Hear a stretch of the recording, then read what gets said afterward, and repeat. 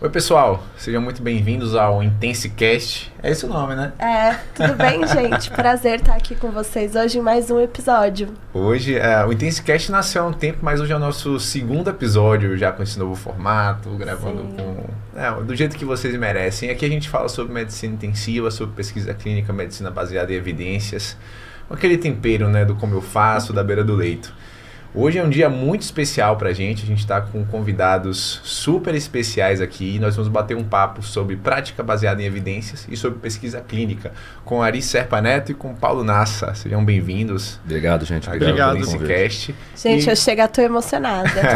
É tipo assim, chegamos lá, né, velho? Eu cheguei com certeza, eu lembro até hoje, primeira live que eu fiz com o Ari e com o Paulo, no Instagram, separados, né? Eu nervosa, antes a mão, falava, gente, que loucura. Tá nervosa hoje também. Hoje perdeu todo encanto. Perdeu todo encanto. Ver a realidade, todo encanto. E também estamos aqui com a Marcela Lopes. Oiê. Eu, Nando Medrado, que vocês já conhecem também. Bom, a gente vai falar hoje sobre, como eu falei, medicina baseada em evidências e pesquisa clínica. E para a gente começar, a gente poderia começar com a apresentação dos nossos convidados. Quem quer começar a falar um pouquinho sobre a trajetória? A gente precisa apresentar eles? Não, é bom. Só aquele resumo. Falar aquele resumo de como veio, assim, ajuda a entender melhor. Paulo pode começar. Tá bom. Meu nome é Paulo, eu sou intensivista, eu fiz a minha formação no Hospital das Clínicas aqui em São Paulo. Sou doutor pela USP também, atualmente eu sou médico na AC Camargo, sou professor da pós-graduação lá também e sou médico pesquisador no Hospital Albert Einstein. Que legal. Show de bola. Bom, eu sou Ari, eu sou médico intensivista também, pelo Albert Einstein, pelo hospital, me formei lá. Sou doutor de pneumologia pela USP, tenho PhD também pela Universidade de Amsterdã e estou agora trabalhando como pesquisador e intensivista, na Austrália, em Melbourne, na Austrália. Essa é uma parte do currículo aí que eu acho mais importante. Ai, que demais. Pra gente começar, eu separei algumas perguntas para vocês. E já que vocês trouxeram o currículo, eu queria saber, assim, de cada um, no que a pesquisa clínica mudou a vida de vocês? Assim, quando começou aquele comecinho, o primeiro contato, o primeiro trabalho, e como isso mudou a trajetória da carreira de vocês para chegarem até onde estão hoje? Vou começar então? Vou começar, por favor. Na verdade, assim, eu sempre fui uma pessoa muito curiosa, tá? E sempre quis ler, entender muitas coisas, assim. Então, para mim, começou na faculdade. Eu me lembro, no primeiro ano da faculdade, eu procurei o professor que era de anatomia e histologia e embriologia, falando que eu queria estudar alguma coisa, tal. E na época ele pegou um livro, a gente começou, não tinha tanto acesso à internet, esse tipo de coisa, né? Era tudo muito difícil. E a gente estudou um tema em embriologia que acabou virando uma revisão que a gente publicou na revista da faculdade. Eu, um colega e esse professor. Isso lá no comecinho? Lá no comecinho, isso foi no primeiro, segundo ano da faculdade. Histologia. Não, aí, total. O tema era células da crista neural. Nossa. Meu Deus! Nossa. Mas assim, de onde você teve essa ideia? Porque, sei lá, quando eu tava no primeiro ano da faculdade, nem pensava nisso. Acho que isso veio de você. De onde, assim? Eu sempre fui muito curioso, assim. Sempre eu quis entender as coisas. Minha mãe conta que quando eu era criança, assim, a gente tinha enciclopédia. Às vezes eu me pegava lendo, querendo entender alguma coisa, assim, coisa besta, assim. Às vezes até de futebol. Então, assim, eu fui muito curioso. E aí depois na faculdade, quando eu estava no quarto ano, eu tinha a ideia de talvez seguir neurologia, alguma coisa assim. Eu procurei um professor e falei que eu queria fazer algum trabalho, né, saber o que eles estavam estudando e tal. E tinha uma residente que estava fazendo um TCC, era um assunto relacionado a AVC, e aí eu trabalhei junto com essa residente, assim, a gente dividiu o trabalho da coleta de dados, tal, análise, e esse trabalho a gente apresentou no congresso da faculdade. Ela não pôde, né, porque ela era uma residente fora de São Paulo, tinha viajado, eu apresentei. E foi minha primeira apresentação, assim, foi no espaço que a faculdade tinha alugado, não lembro exatamente onde que era, acho que talvez fosse no Frei Caneca. E esse trabalho foi premiado como o melhor naquele evento. E depois eu procurei um outro professor também na faculdade, quando eu vi que tinha uma possibilidade de uma bolsa de iniciação científica pelo CREMESP, na época, isso foi em 2002. E a gente fez um trabalho sobre algumas questões éticas em pacientes com esclerose múltipla, né? Então esse foi meu início. E aí depois, quando eu fui para residência, na clínica médica eu não fui atrás de nada, quando eu fui fazer terapia intensiva, aí eu fui atrás, na época, do Marcelo Parque, que depois foi meu orientador de doutorado, falando que eu tinha interesse em algumas coisas para estudar, eu gostava da área de sedação, analgesia, delírio. Legal. E a gente começou fazendo algumas coisas. Primeiro, fez uma validação, a gente tem uma validação em português das escalas de sedação, que foi publicada. E depois eu comecei o trabalho que seria o meu doutorado aí, que a gente comparou 2 estratégias de sedação. E paralelo a isso mesmo assim, nos outros estágios que eu ia passando, eu ia conversando com as pessoas. Então conversei na UTI, que tinha uma UTI que era da cirurgia, eu conversei com o coordenador lá, e aí a gente fez um trabalho que foi um trabalho de constipação em UTI. Quando eu passei na anestesia, a mesma coisa, né? Era o professor Luiz Marcelo também, a gente fez alguma coisa sobre score de UTI, e aí foi, né? Na verdade, depois que eu defendi o doutorado, eu já estava no hospital que eu trabalho hoje, no AC Camargo, passou uns 2 anos, aí eu fui convidado para ser orientador, já tinha algumas publicações e tal, fui convidado para ser orientador, e agora, basicamente, os trabalhos que saem são orientações de alunos ou colaborações, né, com outros grupos, e acho que é isso. Legal. Acho que é bem parecido também. Acho que é interessante ouvir o Paulo falar, porque eu acho que marca aí como existem similaridades. Então também era muito curioso. Meus pais contam, e eu lembro disso. Eu tinha cadernos na minha casa quando eu tinha 10, 12 anos que eu escrevia, que eu pegava também, né, enciclopédias, né, acho que começava a ler, querer entender e escrever sobre hemisférios cerebrais, etc, etc, etc. Então já tinha isso. Durante a faculdade eu fui desenvolvendo isso. Peraí, hemisfério cerebral. Não, aquela coisa bem simples. Você abre não, acho que eu tinha uns 15, 14, comecei a ler essas coisas com 10, 12. São médicos? Não, meu padrinho. Meu padrinho e minha madrinha. Mas eu lembro bem, assim, quando eu tinha uns 15, 14, de ter esses caderninhos que a gente tinha de se abrir a Barça, La Russe, naquelas enciclopédias. Coisa simples, a gente escrevia, e eu já queria fazer medicina naquela época. E aí, no 4º ano de faculdade, foi quando eu desenvolvi esse interesse por pesquisa. Até lá, basicamente, a faculdade para mim era atlética, né? Era intermédia, atlética, esporte, excelente. Handball, que eu jogava, atletismo. E aí, chopada, essas coisas, era o que era mais importante. Continuou sendo do 4º ano para frente, né? Mas aí no 4º, exatamente, no 4º ano eu comecei a focar. E aí eu comecei a ter interesse em pesquisa. É muito difícil para mim também entender, assim, quando foi o gatilho, né? O que te fez começar a fazer isso? Eu não lembro, não sei, mas eu sei que naquele momento eu comecei a ter interesse, tive uma oportunidade de fazer algumas pesquisas na parte de obesidade, cirurgia bariátrica, com um colega que o pai dele tinha uma das maiores clínicas, ainda tem uma das maiores clínicas disso lá no ABC, que foi onde eu fiz faculdade. E aí lá desenvolveu a primeira coisa para mim, que foi a necessidade de eu entender como é que se fazia uma pesquisa, com as orientações, etc. Mas principalmente começar a entender como se fazia estatística, né? Porque aquilo, eu tenho os dados, mas não sei como daqui tirar alguma coisa. E aí, dali eu comecei a desenvolver esse interesse, que hoje é um dos meus maiores interesses, e que eu acho que foi um dos diferenciais lá atrás, porque desde lá do começo então, eu já comecei a estudar isso. Então eu comecei a fazer essas coisas, fiz um artiguinho pequeno de revisão com o pessoal da cardiologia sobre a hipertensão arterial, etc. E aí, ao longo disso, eu fui desenvolvendo mais interesse, me vinculei à disciplina de urologia da faculdade, que a urologia e a oncologia lá da ABC, na minha época, eram as mais fortes na parte de pesquisa clínica. Então comecei a fazer com eles mais pesquisa, a gente fez um ambulatório específico, a gente, junto com o pessoal da URO, um ambulatório de câncer de próstata para pesquisa. Então era um ambulatório que os pacientes iam lá, sabendo que eu sou envolvido em projetos de pesquisa, que foi onde saiu o meu projeto de mestrado, que foi a gente começou foi uma parte clínica, uma revisão sistemática e meta-análise de um biomarcador em câncer de próstata, que tive a oportunidade de fazer junto com a graduação num programa de MD-MSc. Ah, legal. Então você fez o mestrado junto com a graduação. Que era basicamente nos 2 últimos anos de internato, então disciplinas e créditos, e aí defendi em abril de 2010, 3 meses depois da graduação ali, 4 meses depois da graduação. Aí disso, aí comecei a trabalhar em terapia, aí no primeiro, né, entrei para fazer oncologia em clínica médica, né? Aí no R2, eu acho mais ou menos, no final de R1 R2 decidi que queria fazer terapia intensiva naquele momento por conta, trabalhar com doente agudo, etc. Comecei a fazer algumas coisas, tive o prazer de publicar com o Paulo uma revisão sistemática, meta-análise em delírio lá atrás, os primeiros trabalhos que eu fiz em terapia intensiva com o pessoal também do grupo da faculdade. E aí, dali foi desenvolvendo. E aí, respondendo a pergunta de quanto a pesquisa foi importante, eu diria que foi uma das coisas mais importantes, porque eu comentei até isso já uma vez, tudo que eu conquistei na minha vida não foi porque eu sou médico, né? Eu sou um bom médico, isso também mas não foi isso que me levou a lugar nenhum. Sempre que me levou foi a pesquisa, né? Porque quem me levou para fazer coisa fora, quem me levou hoje na Austrália, não é porque eu sou um bom médico, é porque eu faço pesquisa e etc. Então, ter desenvolvido esse interesse lá atrás e ter virado pesquisador foi uma das coisas que modificou a minha carreira totalmente, né? Por isso que eu acho que é tão importante. Eu acho também que isso que você fala... Eu também comecei a me envolver no 5º ano da faculdade, comecei a fazer iniciação. E é legal ver isso, que você não precisa... Tem até gente que às vezes fala, ai, nossa, mas eu não fiz nada durante a faculdade, posso começar depois? Pode, né? Você pode colocar isso na sua vida em diversos momentos, se você estiver querendo ter uma outra oportunidade na sua carreira, porque é isso que eu vejo também na pesquisa, né?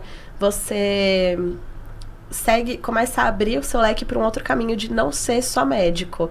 Porque você pode, e também isso, né, dentro da pesquisa, seguir, dar o seu plantão, ser chefe da UTI. No nosso caso, né, que somos intensivistas, você pode ir lá fazer o seu trampo normal, mas assim, quantas vezes você vai ter um convite para ir para um congresso europeu sendo só médico?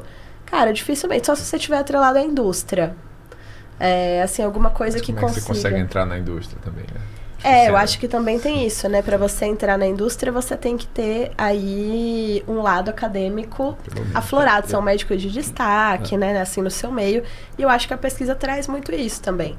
Eu acho assim, uma coisa que eu sempre deixo claro para as pessoas é que elas têm que só entender o que elas querem e adequar as expectativas com base no que elas querem. Gente, só isso? Você fala como se fosse bem tranquilo? Não, eu não consigo também, mas... Isso assim, um conhecimento essencial, mas que vai chegar... Uma frase que eu estou fazendo terapia há 5 anos, não respondo. Eu estou até hoje tentando, mas eu acho que tem algumas coisas que a gente consegue. Por que eu digo isso? Que eu vejo que, quando eu comecei a orientar também mestrado e doutorado, eu vi que muitas pessoas iam me procurar para fazer isso.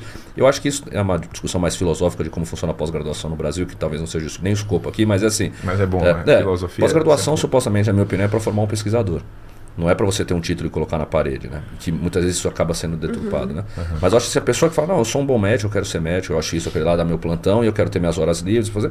Cara, perfeito, desde que exatamente isso esteja alinhado com a sua expectativa, que é isso que você vai ser, você está feliz com isso, você vai ganhar seu dinheiro, você vai ter certo prestígio talvez onde você trabalha, mas talvez é isso, você não vai conseguir chegar a ser um speaker no maior congresso de terapia intensiva porque você está fechado ali na sua região, mas você está feliz com isso. Então acho que não tem nenhum, quero ser pesquisador, quero ser só médico, quero ser só professor, não tem problema nenhum, desde que isso esteja alinhado completamente com o que você espera para sua carreira. Acho que tem gente que nasce com essa coisinha do algo a mais, assim, né? Na carreira. Você é picado pelo bichinho do algo a mais.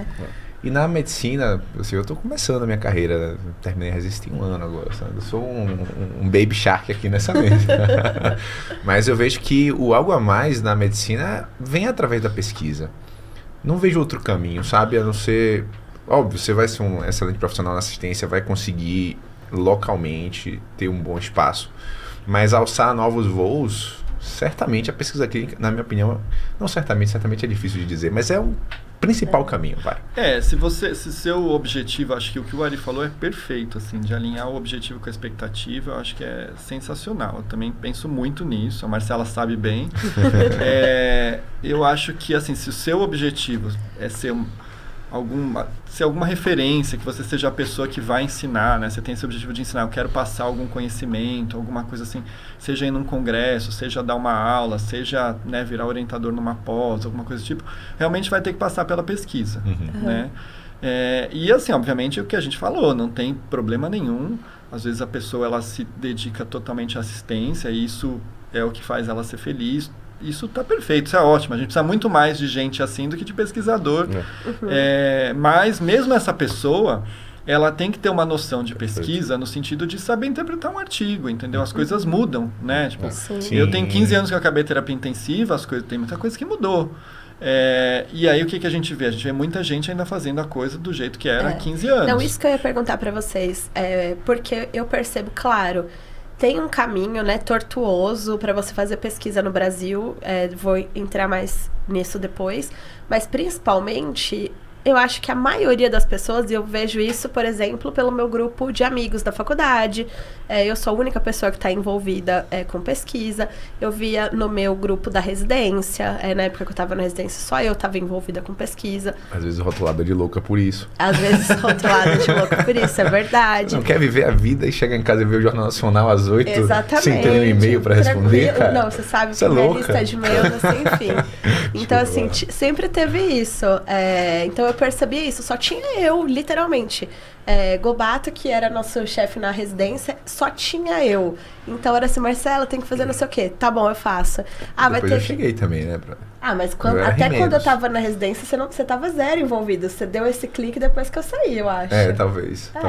Até então, só tinha eu pra fazer. Então, era só também... os pacientes no Basic de vez em quando. Então a gente tinha isso, de incluir os pacientes, fazer essas coisas. Mas mesmo assim, eram 12 pessoas e eu ali nadando. E como aquilo que a gente já cansou... Eu já conversei isso muito com o Paulo, né? Que eu já vim envolvida, assim, em projetos de pesquisa desde a iniciação científica e nada saía meu nome. E mesmo assim, eu percebia que eu tava naquele rolê, assim... Não, eu via que... não é que hoje, nossa, eu tô envolvida nisso e não saiu meu nome. Não, eu tava fazendo coisas que não estava entrando meu nome desde a iniciação científica. E mesmo assim eu continuei, o que me mostra que eu gostava muito do processo. Sim, porque se eu não estava tendo resultado nenhum, nenhum, zero, não ia. E as coisas que eu escutava era, você ainda é muito criança, uma hora vai ter esse momento de colocar seu nome. E eu, tá bom. E eu fui seguindo assim ao longo de, sei lá, 5, 6, 7 anos.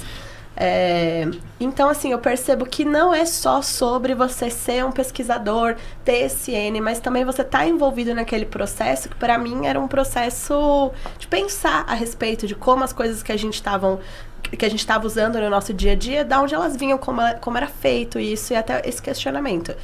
Então, o que eu quero dizer? Eu percebo que os pesquisadores que querem realmente seguir a pós-graduação, o academicismo, ter o seu N de pesquisa, ter o seu grant, seguir isso pra frente, é 1 a cada 100, né? Assim, chutando, totalmente baseado em nada esse número. Mas eu sinto também que tem essa importância da gente que... Hoje em dia está sendo mais falado, acho que por causa da internet, mas pelo menos na minha época da faculdade não existia essa matéria prática baseada em evidência, metodologia, como interpretar as evidências. Você lia um livro que era de 50 anos atrás, de fisiologia, com algumas práticas como deveriam ser feitas. E eu só fui mesmo chegar a entender um pouco mais isso de evidência do que era feito na minha iniciação científica, porque eu passava na UTI e depois na residência. Então, assim, vocês acham, aí faço essa pergunta, a diferença, né? Se existe essa diferença no dia a dia, efetivamente, porque, falando a verdade, para você ter o seu emprego ali na UTI, não faz diferença nenhuma se você fala inglês fluente, se você tem publicação em paper internacional, se você fez iniciação, se você tem doutorado, talvez nos concursos para você ganhar um dinheiro a mais, mas ali no dia a dia não faz diferença. Então, assim, por que as pessoas que estão lá terminando a faculdade, terminando a residência, deveriam se interessar por aprender metodologia, pesquisa, de onde vem isso, se realmente, qual a diferença no beira-leito? Porque eu percebo isso, mas eu coloco muito essa diferença do cara que eu sei que faz uma prática baseada em evidência do que o cara que está vivendo a vida e falando, isso daqui eu tô fazendo desde 1996. Assim, porque pra que eu vou aprender isso se isso não vai colocar dinheiro no meu bolso? Eu vou perder tempo, eu vou fazer... assim, pra que eu vou estudar? Como isso vai me diferenciar no beira-leito? Isso acho que é uma coisa, a minha opinião é bem, assim... Se você quer ser... a gente comentou, se você quer ser médico, entre aspas, só médico, né? Bem entre aspas, que não é só, mas... não quero ser pesquisador, não quero ser... Então, tudo bem. A gente falou, não tem problema nenhum. Mas que você seja um bom médico, né? Então, acho que assim, toda pessoa, eu imagino, pelo menos, que inicia numa profissão, ela quer ser um bom profissional. Não precisa ser o melhor, não precisa ser o fora da curva, não precisa ser um bom profissional. E eu acho, na minha opinião, eu acho que se você quer ser um bom médico, você precisa estar atualizado. E hoje em dia, para você estar atualizado, você só se atualiza através de artigo científico. O livro não consegue mais, a internet está disponível para todo mundo, então o número de informações que a gente tem disponível hoje é gigante e a forma de você se atualizar é basicamente com artigo científico. E se você quer se atualizar através de artigos científicos, você precisa conseguir entender o que tem no artigo científico. E não ser aquela pessoa que vai simplesmente ler o abstract, reproduzir o que está escrito lá e falar, não, na terapia intensiva só tem estudo negativo, que nem acho que é o termo correto, mas estou usando como as pessoas falam, só tem estudo negativo, já está errado, só tem... Não, então você quer fazer algo mais. Isso vai te tornar, isso sendo bem, vai fazer você ganhar mais dinheiro? Não. Diretamente não. Mas talvez você se tornando um profissional melhor, você vai ter mais oportunidade. Claro, né? Então, estou pensando... E assim, o profissional melhor envolve várias coisas. Envolve ser um profissional que sabe passar um catéter direito, sabe entubar um doente, sabe tocar um plantão de uma forma... Às vezes tem muito doente, você tem que ser super sistemático e pragmático, mas também envolve você ser um cara atualizado. Sim. E para você ser um cara atualizado, você precisa ler artigo. E eu acho que você saber ler um artigo faz muita diferença. Porque a maioria das pessoas acha que... vai tornar minha vida mais complicada, porque eu vou ficar analisando. Cara, analisar artigo a gente analisa quando está sentado com o residente, quando a gente está sentado numa mesa como essa. Mas no seu dia a dia, quando eu leio um artigo, é uma coisa para mim já tão medular, que eu não estou lá falando, não, deixa eu ver aqui a tabela 1, então tem isso, tabela. Não, já está medular na sua cabeça de uma forma que você até facilita todo o processo, está totalmente sistematizado na sua cabeça, você consegue ler o artigo e já tirar a informação que você precisa. Então, eu acho que é imprescindível que as pessoas tenham esse conhecimento de metodologia para tornar a coisa até mais fácil para eles. Né? E assim, você, Paulo, por exemplo, que trabalha num hospital que tem muito médico assistente, porque é específico, né, de câncer, paciente oncológico, você sente assim, que ser um médico atualizado, que sabe o que está falando, com esse embasamento científico, ali na hora do vamos ver com o especialista, isso te dá menos dor de cabeça, porque você está falando... isso, está sendo feito, assim, como que é a sua prática? Olha, na média eu acho que sim. Tá? Voltando um pouquinho no que, que a gente estava falando, assim, eu acho que a gente não pode pensar só no dinheiro. Realmente isso não vai te dar, você não vai ganhar mais por saber isso, né? Talvez você possa até conseguir um emprego melhor, porque você vai ser reconhecido como uma pessoa que sabe mais e tal.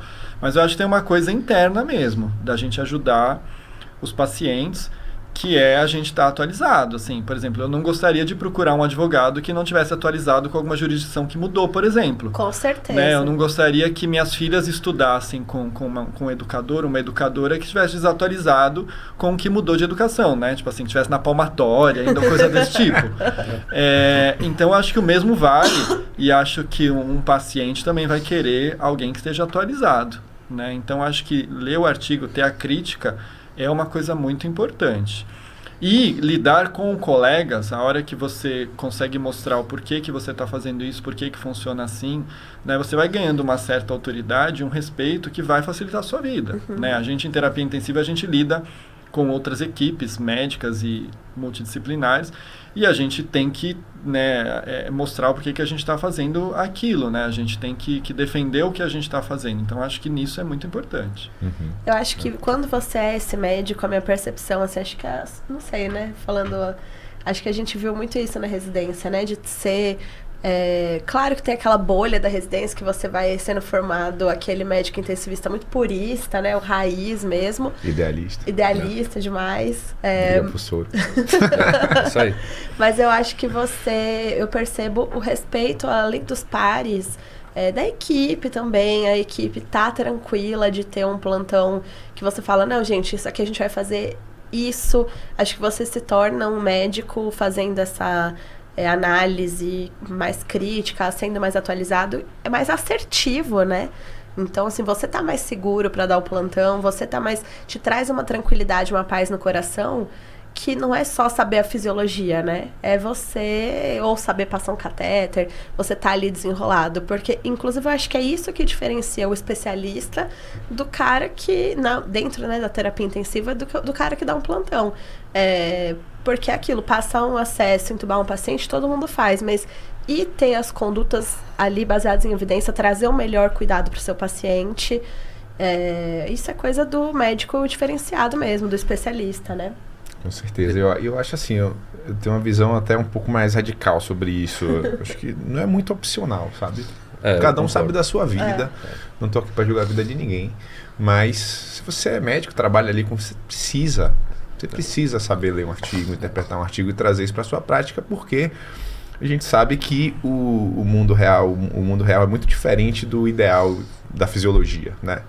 E existem muitas ilusões que a gente acredita pelas nossas próprias crenças. E quando eu estou falando de crença, eu não estou falando algo metafórico ali, crenças religiosas. Não, é uma crença mesmo, baseada na fisiologia. Isso. Que inúmeras vezes na literatura médica nós provamos que isso na verdade não acontece, né? E até a própria interpretação de algumas evidências leva também a uma prática que não é ideal, né? Então, a sobrevivência no mercado de trabalho, eu acho que cada vez mais vai depender de ser uma pessoa atualizada que consegue se comunicar com efetividade. Isso vem através do estudo, através da leitura das evidências, porque em breve a gente já vai ter um mercado com mais pessoas e isso vai ser natural, né? De você selecionar quem tem uma prática mais alinhada, e eu tenho a impressão que o mercado vai caminhar por esse lado.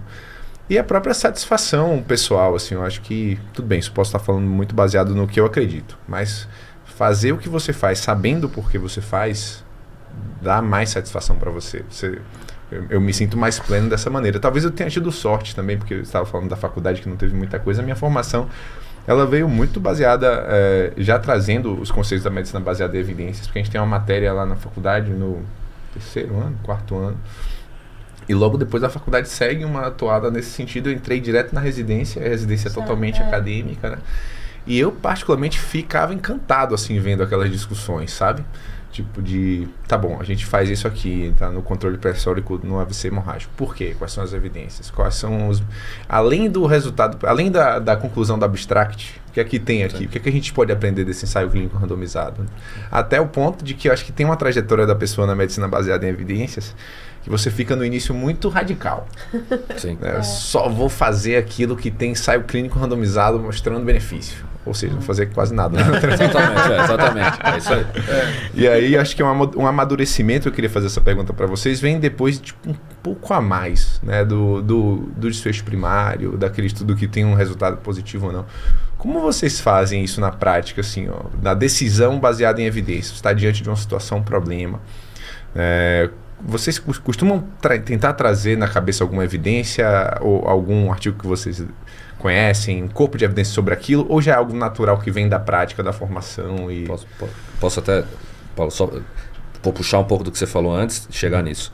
Então, eu concordo com você na parte do radicalismo, no sentido assim, quando eu me formei, não sei como é que está hoje em dia, mas quando tenho uma ideia, quando eu me formei, tem 3 coisas hoje que eu vejo que deveriam ter sido mandatórias, junto com fisiologia, anatomia, etc.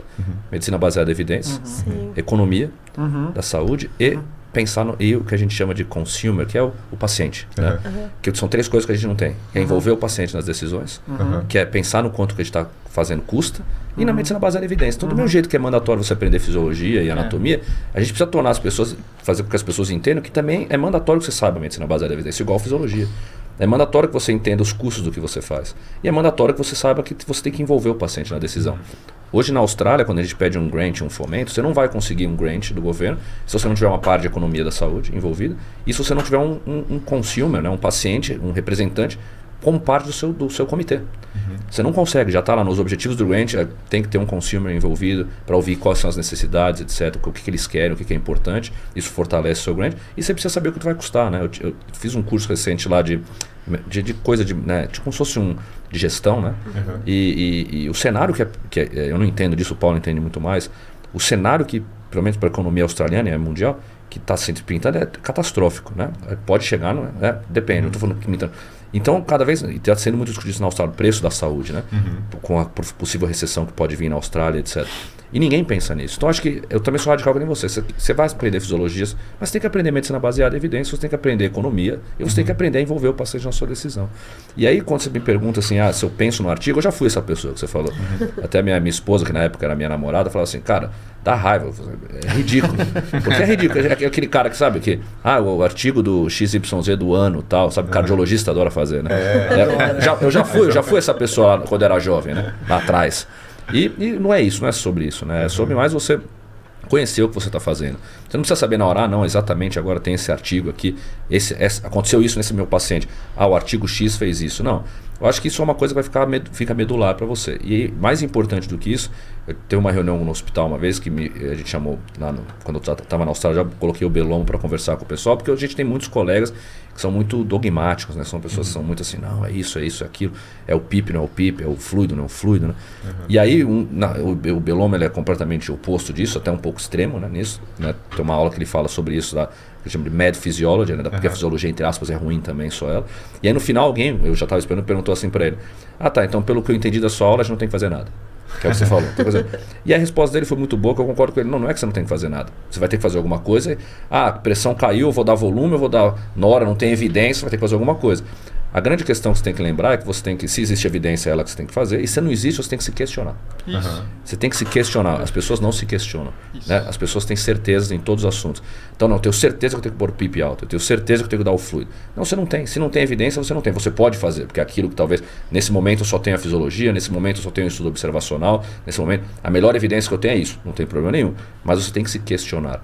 E você tem que se questionar ao ponto, primeiro, como pessoa, se eu estou fazendo a coisa certa, e aí você vai buscar a informação, ou se você está num centro que tem essa possibilidade, se questionar para dali envolver esse doente, por exemplo, num projeto de pesquisa, que pode responder essa questão.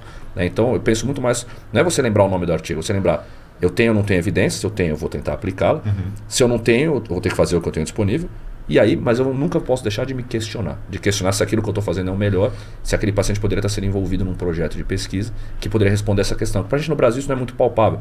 Lá é muito palpável. Lá, basicamente 90%, 95% dos pacientes da UTI estão envolvidos em algum protocolo de pesquisa. Sério? 95? Eu não sei se a albumina no pós-operatório de cirurgia cardíaca funciona ou não. Tem um estudo que vai fazer isso. Eu não sei se a dexmedetomidina é a melhor opção. Tem um estudo. Então você se questiona, assim, não, eu tenho certeza que para esse paciente o Precedex é a melhor droga. Não, eu não sei. Então por que não envolver ele no estudo, randomizar para dexmedetomidina ou outra droga?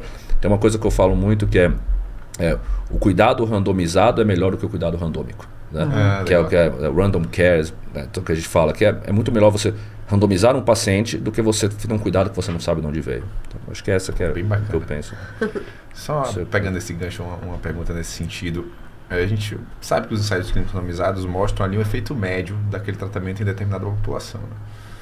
E aí tem análise de subgrupo, análise bayesiana e tudo mais, e as nossas próprias crenças que talvez um perfil de paciente específico poderia se beneficiar daquela intervenção. Vou dar um exemplo, salina versus balanceado, que a gente tem, sei lá, um monte de evidência aí que talvez não faça.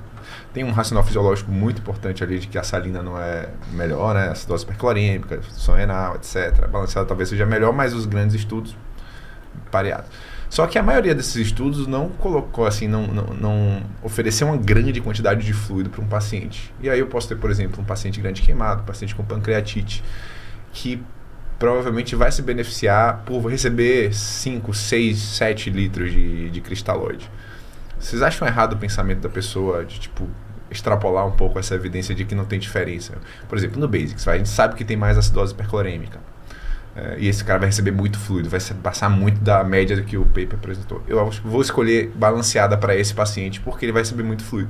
Você acha que esse pensamento ele é ok, é bacana ou é algo que a gente não deveria fazer porque a evidência mostra que não tem diferença e talvez o balanceado seja mais caro? Eu acho que é ok, né, Fernando? Eu acho que o que o Ari falou foi assim, perfeito. De novo, a gente tem incerteza, né? A gente trabalha com incerteza. E você está apresentando uma situação que a gente não sabe, né? Assim, quantos estudos tem queimados, né? Primeiro que já é uma população que é difícil da gente encontrar. Então, você fazer um estudo com N grande para você responder vai ser difícil. Então, a gente vai extrapolar alguma coisa, né? Então, é o que ele acabou de falar, como o Belomo aí fala para eles lá na Austrália. Você vai fazer baseado no que você tem. E a gente trabalha com incerteza, né? E acho que isso é uma coisa muito importante, acho que para todo mundo estar se formando e tal, mesmo quem não vai seguir pesquisa, porque a gente tem que ter uma cabeça de cientista, né? E cientista no sentido cientista mesmo, né? Porque aqui a gente vê muita cientista que se apega a uma crença e quer provar o ponto dele, desenha um estudo e depois interpreta o estudo para provar o ponto dele, né? A gente vê isso acontecer muito e aqui no Brasil a gente vê acontecer com alguma frequência. Não, no sentido de você ter a dúvida. Você ter a paixão, como você fala, a paixão pelo método, né? Uma vez eu vi o Belomo falando numa apresentação também assim, que a paixão dele é pelo desenvolvimento da pesquisa. O que vai sair, qual vai ser o resultado, tanto faz, entendeu? Então, assim, acho que esse pensamento é importante. Então, a gente tem saber que a gente tem incerteza e que tem graus de incerteza e a gente lida com isso. Por isso, a formação em pesquisa, o entendimento de metodologia é importante também.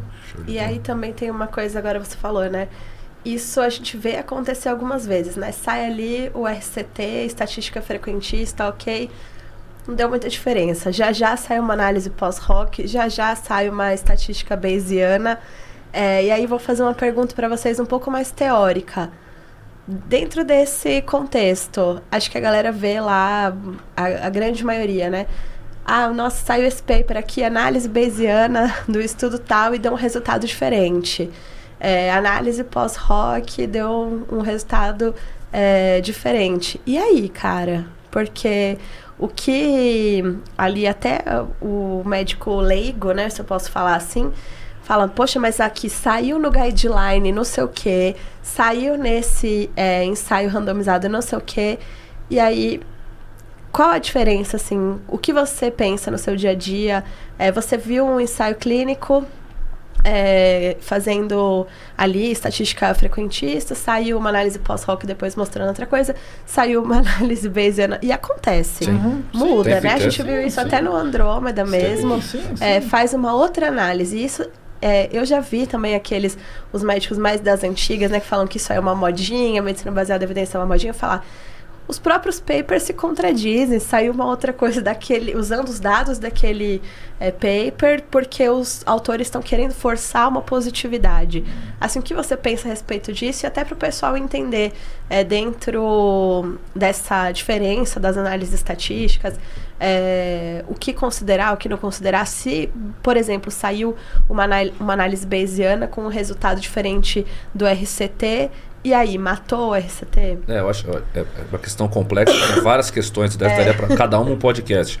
Então, assim, primeira coisa, assim, vamos marcar. Se a gente for... interesse em disponibilidade. Se a gente for... É até interessante, se a gente for ser purista com o que a gente usa hoje para guiar a nossa prática, o que sai depois do RCT pouco importa. Entre aspas, tá? Estou falando sendo purista, tá? Não é? Mas serve para gerar hipóteses que futuramente podem ser testadas, né? Então, assim, o RCT é o RCT. Agora, o RCT, ele é o que o Paulo falou, o RCT gerou um resultado que muitas vezes não vai ser o resultado final para aquela pergunta. Seja porque ele é, como a gente chama, indeterminado, porque a ausência de evidência não é evidência de ausência. Essa frase eu acho muito importante, mas ela se perdeu no Covid. Mas ela é muito importante do ponto de vista metodológico. No Covid ela se perdeu. Várias coisas se perderam. O Covid matou essa frase, mas essa frase é uma frase que vem de epidemiologistas grandes sobre uma questão que é muito frequente na terapia intensiva, que é a ausência de informação e não de evidência, né? Então isso acontece. Agora, análise bayesiana. A análise bayesiana é simplesmente uma forma diferente de você interpretar o mesmo tópico, e muitas pessoas não sabem interpretar. Mas a bayesiana deu positiva e a frequentista deu negativa. Primeiro que a bayesiana da frequentista é uma coisa que é muito discutível. O que é positiva na análise bayesiana?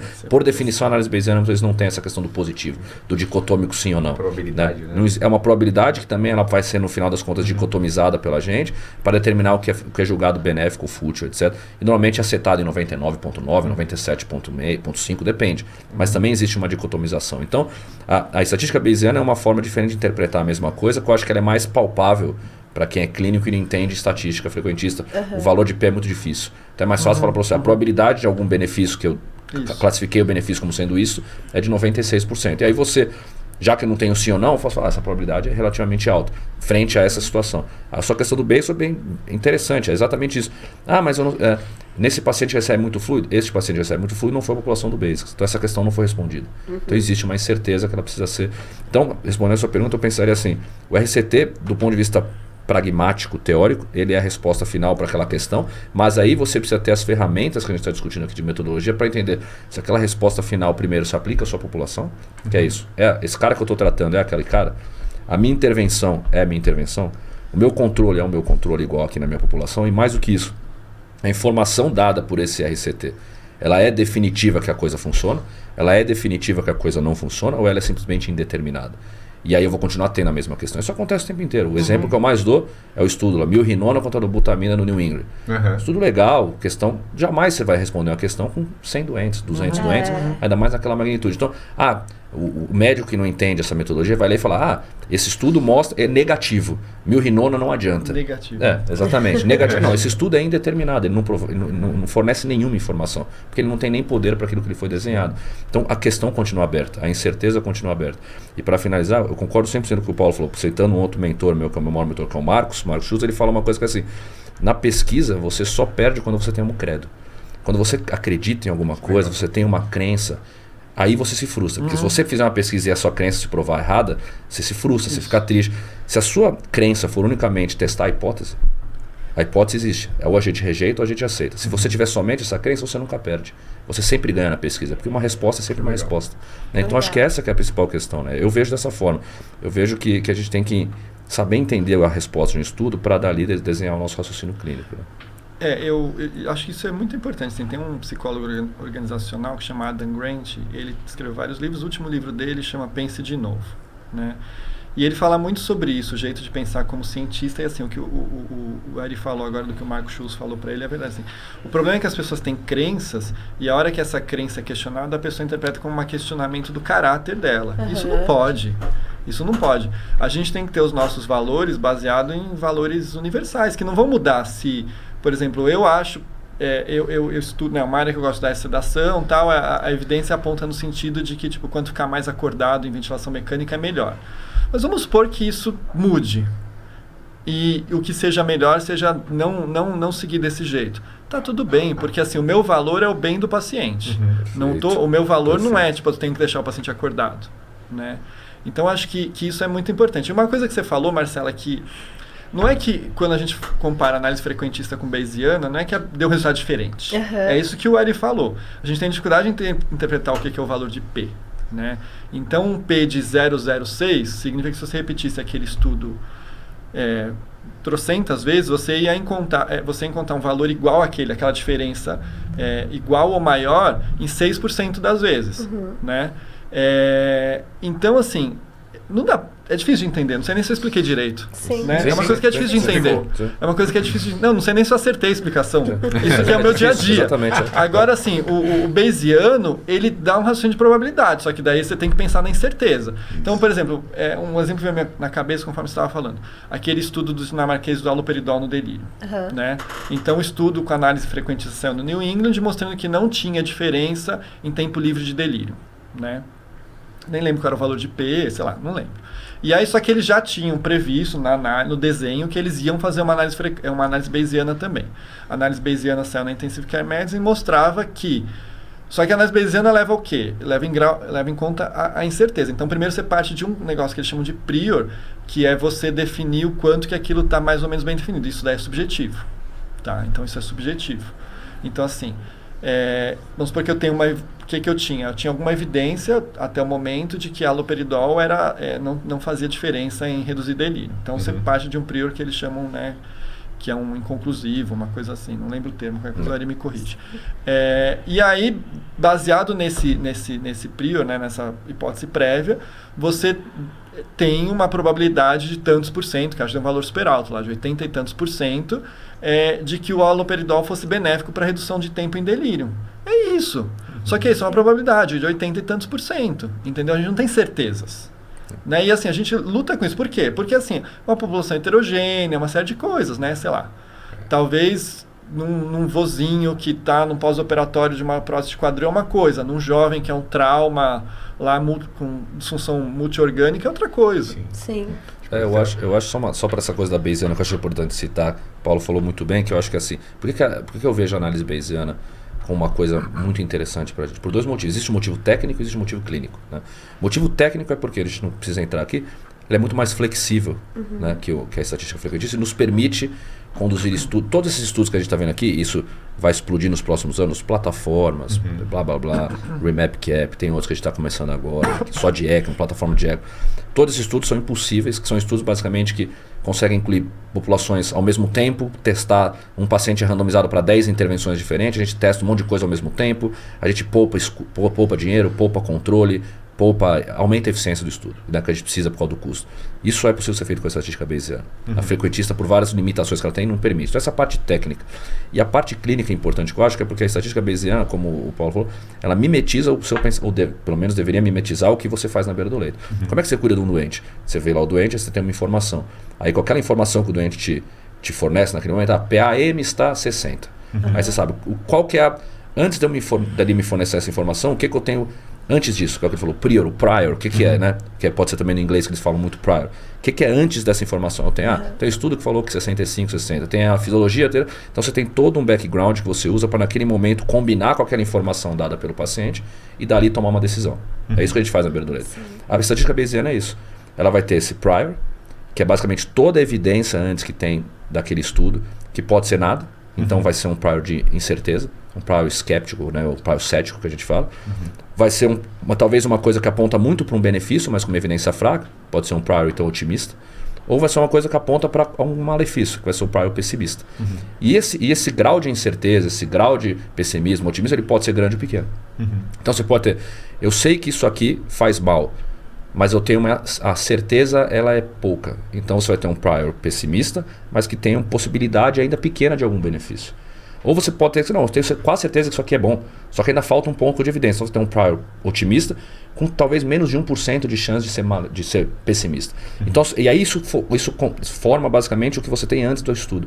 E aí você tem o estudo, que a gente chama de likelihood, né? Que é o dado atual. Então você combina esse dado atual com toda essa informação anterior que você tem, e aí você tira disso o posterior, que o posterior é a resposta. É igual na beira do leito. É a informação que o paciente me dá, é toda a evidência que eu carrego comigo, e disso eu tiro a resposta posterior. Então é por isso que eu gosto da estatística bayesiana, que ela mimetiza o que a gente faz na beira do leito, né? Que aí na frequentista a gente não consegue fazer. E uma coisa importante do que ele falou é que quando o estudo apresenta a análise bayesiana, ele apresenta esses três priors aí, então, de pessimista, o flat, né, o cético e o otimista. E aí você vai encontrar 3 probabilidades diferentes. Então, sei lá, nessa história do haloperidol, não vou lembrar de cabeça, mas assim, se eu for pessimista, achar que o aldol vai fazer mal, deu 60% de benefício, probabilidade de 60% de benefício. Se eu for cético, deu 70%. Se eu for otimista, deu 80%. Então, tudo isso tem que ser interpretado. Isso é muito importante, você consegue brincar até com médicos diferentes. Né? Porque se você tem, vamos supor, você fez os 3, como o Paulo falou, fez os 3, e a variação do seu posterior é muito pequena, ele sempre fica ao redor ali. Você fala que é pessimista, cai para 97. Se você fala que você é otimista, vai para 99. Se você é flat ou não informa, cai para 98. Então varia muito pouco. Isso informa que o seu resultado é muito consistente. Independente se você acredita ou não naquilo. Se ele começa a variar muito, aí você tem uma fraqueza do seu resultado. Então isso é exatamente uma forma... Por que é importante você entender tudo isso? Porque só entendendo você consegue ter esse detalhe para entender. Senão você vai ler aquilo lá e fala... E é a mesma coisa se eu chegar para você... Não, você acredita em PIP? Você vai falar... não acredito. Então você tem um prior pessimista. Eu acredito, por exemplo. Então eu tenho um prior otimista. E a gente vai, quando a gente aplica o resultado, a gente consegue interpretar dessa forma. Perfeito. Que legal. É um grau creme dela creme aqui. Você viu, né? Boa pergunta. Boa pergunta. Então, corta aqui para... Câmera 2. Você que está aí aprendendo medicina baseada em evidência e pega a conclusão do abstract, se é positivo ou negativo, tá vendo que tem muita coisa a mais. Tem muita coisa, né? além do que o leitor de abstract, né? E acho que isso é um grau de maturidade, né? Que a coisa vai evoluindo. Diferente. Não tem caminho fácil, né? Eu vou aproveitar aqui o gancho que você falou do Marco Schutz. Chegou a ficar até arrepiado de medo de ouvir esse nome. Brincadeira. Eu queria perguntar o papel assim, da mentoria na sua vida e como... os seus mentores viraram seus mentores, assim, porque eu sinto que hoje a galera... Isso é importante, porque eu sinto que, pelo menos comigo, assim, é uma coisa meio natural. Você começa a fazer um trabalho, tem afinidades também pessoais com a pessoa e desenvolve essa parceria. Mas a galera no Instagram costuma me perguntar muito assim, como eu faço pra ter um mentor? E eu não sei essa resposta, porque eu acho que também não dá pra você forçar muito a barra. Oi, quero ser seu pupilo. Como você pode ser meu mentor? Você pode ser meu mentor? Assim, como é que funciona isso? E não qual o papel? Não tem pra dar esse match? Olha que a gente vai desenvolver isso aí. Isso é muito importante, porque eu percebo que você mentoria. pode ter uma coisa... assim, super alinhada, a pessoa quer trabalhar com você, você quer trabalhar com a pessoa. Mas vocês têm ritmos diferentes, modo de pensar a vida, talvez, diferentes, as prioridades diferentes, e aí não dá match. Perfeito. E assim... É verdade. É verdade, não é? Totalmente. Eu aprendi isso agora, eu percebi isso, eu falei... Cara, pode ser a pessoa super bem intencionada, eu super bem intencionado, o ritmo não tá alinhado, é um relacionamento. O ritmo não tá alinhado e não consegue seguir o trabalho junto. E eu percebo também que o valor do mentor, ele tá não só em fazer um trabalho junto, em te dar toques sobre a sua carreira, abrir, eu falo isso Você nem precisa fazer o trabalho junto. Nem precisa fazer um trabalho junto, eu falo isso muito com o Nando, assim, às vezes. Eu percebo que... Acho que hoje, assim, que eu posso falar, meu maior mentor é o Ian Baker, e eu percebo uma coisa.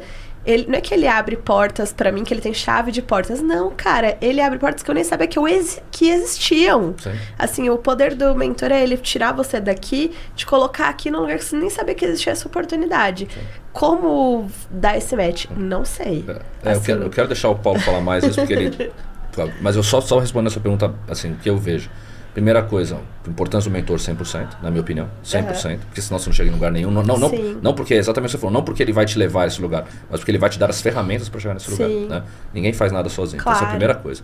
A segunda coisa é como encontrar um mentor, e aí, do ponto de vista prático, como eu encontrei os meus mentores, eu fui lá e entrei em contato com eles e me mostrei interessado por ajudar em alguma coisa. Foi isso que eu fiz. É perfeito. E assim, sem nenhuma... As pessoas, às vezes, elas pensam, nossa, vai ser uma coisa muito complexa encontrar um mentor, e aí não pensa no que é muito mais simples do que isso, mas também que você precisa oferecer alguma coisa. Sim. Nem que seja uma força de trabalho. Né? Você está quantos anos com o Marcos hoje? Mais de 10 anos. Mais de 10 anos. Então eu comecei a trabalhar com o Marcos em 2011. O Marcos, eu vou trabalhar o resto da minha vida com ele. Ele é um amigo pessoal meu. Hoje eu devo grande parte da minha carreira a ele. Né? Mas é exatamente como a Marcela falou. Você tem que saber o médico, você tem que ser um mentor. Então, eu tive vários mentores na minha vida. Eu tive um mentor quando eu fiz oncologia. A Carmen foi uma mentora para mim, durante eu fiz meu doutorado. E eu tenho o Marcos e o Belomo, né? Com perfis completamente diferentes. Só que é exatamente... Primeira coisa, como você consegue? Cara de pau. Manda um e-mail. Foi tanto para o Belomo quanto para o Marcos, manda um e-mail. Meu nome é Ari, eu sou um pesquisador. O Belomo já me pegou muito mais construído, era muito mais fácil para ele. O Marcos não tinha nada quando eu fui com o Marcos. Né? Eu construí tudo na minha vida com o Marcos, ali, científico. Mas eu mostrei ali, eu tenho um trabalho, eu quero ajudar, eu mostrei uma força de trabalho e ele me respondeu. Só que, de novo, tudo isso é muito dinâmico, não existe uma receita de bolo. Por quê? Porque, por exemplo, talvez quando a Marcela conheceu o Marcos, ele está em outra fase de vida. Quando eu conheci o Marcos, ele tinha 43 anos. Quando talvez a Marcela conheceu, ele está quase com 60, 50 ele tá quase com 60? Não, 50 é alguma coisa. Uau! 50 é quase alto. O gato ainda está bem, está produzindo muito. E assim, quando eu conheci o Marcos, ele tinha, sei lá, 400 e poucos papers, hoje tem 1000 e pouco. Então, isso também vale muito assim dessa questão do mentor. Tipo, você encontra a pessoa numa fase de vida diferente, talvez mais disposta, com mais tempo, ou numa fase que ela tem menos tempo. O ritmo que a pessoa trabalha. Eu sou um cara que me adapto com o ritmo de pessoas que são frenéticas. Tem pessoa que não vai se adaptar. Tanto o Marcos como o Belomo são frenéticos. São pessoas assim que não param de trabalhar, não tem momento. O Marcos hoje está um pouco menos, o Belomo também está um pouco menos. Ele está um pouco menos agora, frenético? Tá, do que ele era. Não tem condição.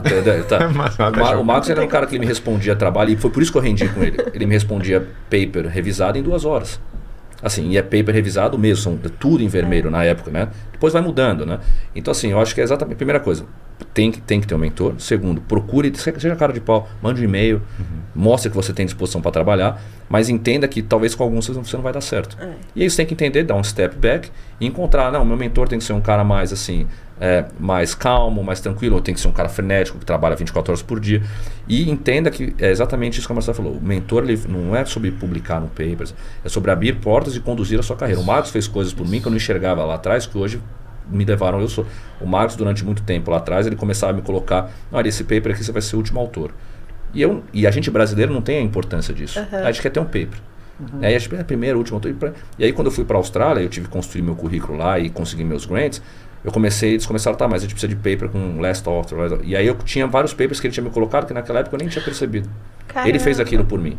E falou, e hoje eu até agradeci ele na época. Falei, Marcos, obrigado, porque se não tivesse feito isso, eu não ia ter entendido a importância disso, e agora eu não ia ter isso, talvez numa fase de uma carreira que eu já deveria ter.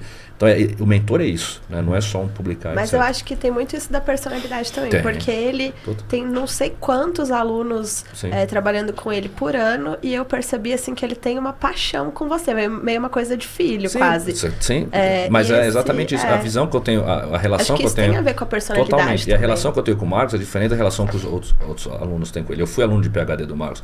Só que o Marcos nunca foi grosseiro comigo, por exemplo. E holandês, eles podem ser grosseiros, às vezes, bastante. Então, você conversa com alguns alunos dele e fala, não, mas o Marcos é difícil, né? Muito rígido, muito rude algumas vezes. E o holandês, ele é assim, né? Mas ele... Eles são diretos, né? Que a gente também brasileiro, às vezes, fica meio... comigo ele nunca foi comigo. E muitos alunos têm... É um terror, assim. Não, Marcos... Comigo nunca teve problema nenhum. Porque talvez teve mais um match, bateu mais. Às vezes pode ter pode ter um problema com o aluno, às vezes o aluno pode ter um problema. Eu te falei que ele me mandava cada e-mail que quando eu abria, às vezes 2 horas da manhã, eu não sabia se eu chorava ou se eu mas é assim mesmo, é assim mesmo. Meu Deus do céu, que assim tristeza. É isso que eu acho. Aqui dessa fase. Eu não sei se o Paulo tem vários, ele trabalha com mentor, eu não sei se ele tem uma opinião diferente, mas eu vejo mais nessa questão, assim, que tem que ter esse match, senão não adianta, né? Acho que o Ari foi perfeito mesmo, definiu muito bem. Uma coisa importante, assim, primeiro ponto, eu acho que entender, por exemplo, você vai fazer uma pós-graduação, uma iniciação científica, pode ser que seu orientador não seja seu mentor, não é a mesma coisa. Fala um pouco isso pra galera, porque eu acho que é isso também. Eu ia até te fazer essa pergunta, né, de você, como orientador, assim, o que faz você escolher um aluno e, agora que você falou, um aluno que talvez você fala, pô, esse cara você esse algo a mais, que é o mentor. Tá. Eu acho que assim, o escolher depende do ponto da carreira, né? O Ari falou agora o exemplo do Marcos, né? De como que era agora, como que foi no passado e tal. Eu acho que tem um pouco disso, assim. Quando eu comecei, tem pouco tempo, né? Na verdade, tem 5 anos que eu tô nessa coisa aí de orientar. Eu pegava todo mundo, né? Você precisa ter aluno, Padrão. né? Na verdade, assim, a gente tinha um estímulo a ter alunos, né? Até um estímulo financeiro, mas tem todo um estímulo para ter alunos, a gente já pegando tudo. E aí, conforme você vai tendo a convivência, você já tem um número de alunos, você começa a escolher, tentar escolher melhor, né? Eu passei um ponto que agora eu tenho preferência para pegar alunos de doutorado do que de mestrado, imaginando que é uma pessoa mais madura e tal. Mas eu acho que é muito importante, assim, quem te procura, o aluno quando te procura, estou falando para orientação e para mentoria também, né? A pessoa tem que vir com alguma objetividade, ela tem que ter alguma ideia.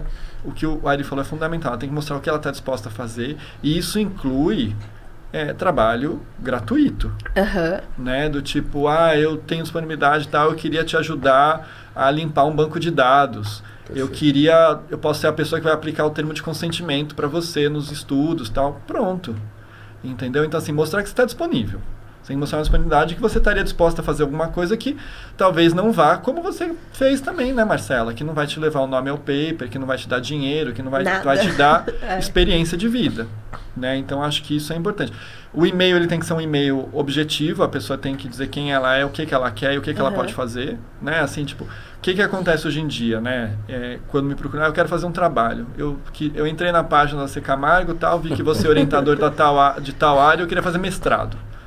Apago o e-mail. Eu apago o e-mail. Nem responde. Depende do meu dia. Se eu tiver de bom humor, eu respondo. Agora, se já está caixa cheia, principalmente, por exemplo, agora eu vou entrar de férias. Quando eu voltar, eu sei que vai ter um monte de e-mail. Esse e-mail eu apago, nem respondo. Então, eu acho que é isso, assim. Então, assim, a pessoa tem que... o que incomoda um pouco é a passividade. Né? A pessoa tem que ter alguma autonomia, alguma coisa assim. E em relação ao mentor, assim, eu sinto que para alguns alunos, talvez para a maioria, eu funcionei como um mentor, né? São algumas pessoas, principalmente as alunas de mestrado, assim, né? Elas mudaram de carreira, né? Seguiram outros caminhos que aparentemente hoje são melhores para elas. Então, eu acabei tendo essa função, assim, é uma função que eu gosto de fazer. Gosto de verdade mesmo, assim. Talvez eu costumo dizer que eu estou num ponto interessante da vida, né? Que, tipo, eu vejo a geração à frente, vejo que eles estão colhendo o que eles plantaram, então você vê o resultado do que você faz agora, como que vira daqui a 10, 20 anos. E aí você vê uma geração nova e você fala, peraí, vamos ajudar eles. Para ajustar a rota, né? Para ajustar a rota. Então é uma coisa que eu gosto, mas assim, a pessoa, assim, tem que ser como a Ari falou. Eu sou fulano de tal, faço isso, eu me interessei pelo seu trabalho porque você faz isso, e eu estou disposto... chegar muito perdido só para sugar, né? E eu estou disposto a fazer isso, sei lá. Ninguém quer perder tempo, né? Então, tipo, você é mentor, orientador. Seu tempo é muito valioso. Exato. Você não quer uma pessoa ali que, assim, deu na cabeça dela que ela quer fazer pesquisa, que ela quer fazer mestrado. Eu não quero uma pessoa assim, eu gosto de escrever o paper. Não. Eu também gosto.